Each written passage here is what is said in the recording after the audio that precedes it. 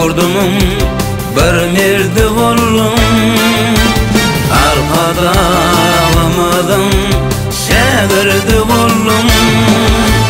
Siz bir de Allah'ın birinci payı, siz bir de akbalım bakıttan payı. Arkadağlı sevdarım size vatan dayan yar, bilin şükratlı sanım. Arkadağlı sevdarım, arkadağlı sevdarım size vatan dayan yar, bilin şükratlı sanım. Arkadağlı sevdarım.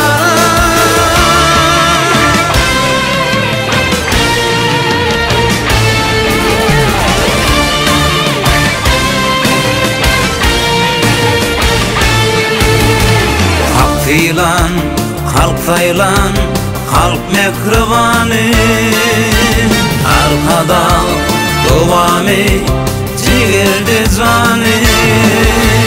Siz bilin gizire aydın yolumu, siz bilin etire var yar ilimi.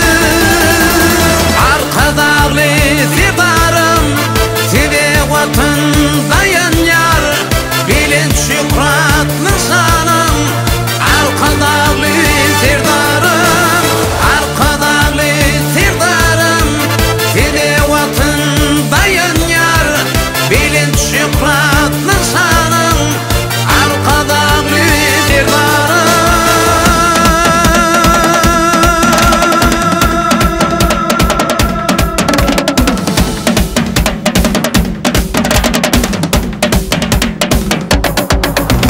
Siz Türkmenin dayancı, siz Türkmenin kuvancı, arkadağlı sevdarım ak yolların aydını.